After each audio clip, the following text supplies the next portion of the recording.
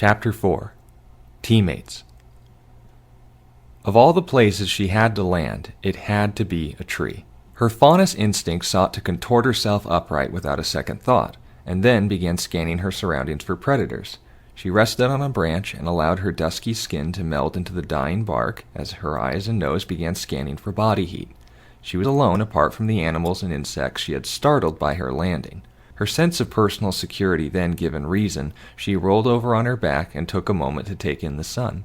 Almost unconsciously, she considered how her frame would look from a distance, assuming she missed someone approaching, and adjusted her hanging arm to look like another branch, even humorously moving a few fingers to make the image more realistic. The warmth that came from the sky calmed her. The heat that came from the earth was where the dangerous things were. She always made the effort to recognize the difference between the two. As accustomed as she was to vertigo, which way was up was the first thing she always made the effort to confirm. Once her scrapes stopped aching, she rolled over and landed with her hands outstretched to grasp the ground. She found sand and rocks there. Taking them into her hands and allowing them to pass between her fingers, she then looked up and let the glare of the sun caress her forehead like an affectionate pat on the head. When the shade began to form, her brow furrowed and she was on full alert again. Looking up, the familiar wings of a nevermore flapped with the bearing only an apex predator could carry itself with. Like the serpent she held a biological kinship with, she recognized her disadvantage and allowed herself to fade into the tree behind her until the beast had passed. Laying flat on his back, Daniel felt regret and gratitude in equal measure for his armor. No matter what he held on to during his descent, nothing was able to support the colossal weight or even halt the speed in which he fell. Musing to himself which would have hurt more, his hand sifted through the sand that broke his fall and found a rock that was big and sharp enough to have protruded from his chest should he have fallen anywhere but where he had. After a short pause and patting the rock, he lifted himself up and shook off the sand that had gathered along the back of his shaved scalp. Well, that was fun. Rising to his feet, he figured the rock in his hand was as good a weapon as any for now. He shifted its weight in his hand until he could register a good grip and began walking. Talking to himself never registered as odd to anyone he encountered, given all that their territory had seen in the Great War. For some, it was a coping mechanism. For him, it was amusement. Attempting to gain a grasp of his surroundings, he began to engage in the kind of debate where, one way or another, he would find himself the winner. I'm either in the middle of a desert or at the edge of one. Too much sun, not enough water. Stumbling over a dead piece of wood, he quickly sought to gain his bearing and continued. Not enough plants.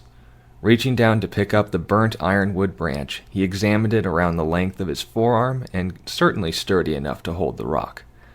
We're meeting all kinds of new friends today, aren't we, Rocky?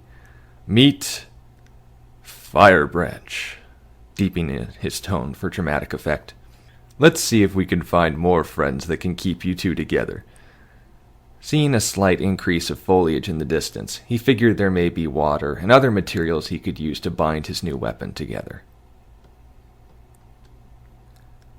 The Grimm kept coming, their frenzy and bloodlust more bolstered than usual in Gideon's presence.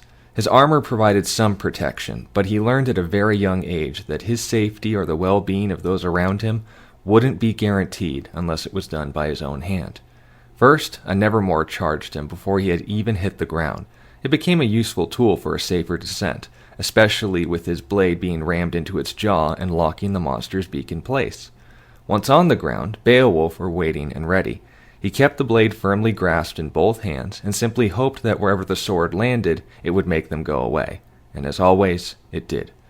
The sword given to him by the men who fought with his parents called it the Fang. It looked like the fangs of the Grimm, but it was as long as a grown man's arm.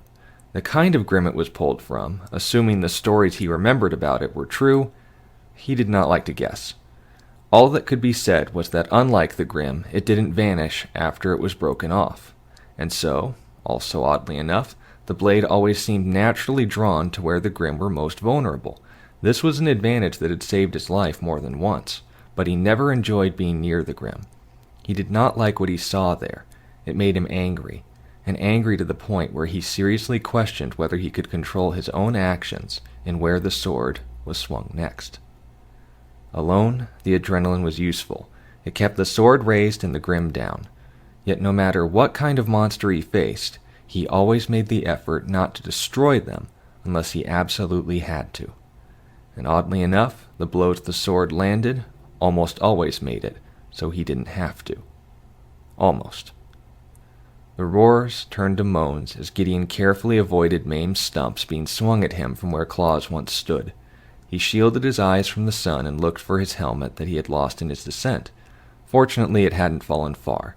He picked up his pace to retrieve it before he encountered anything, or anyone, else. The good news, at least, it looked like it had landed near some water.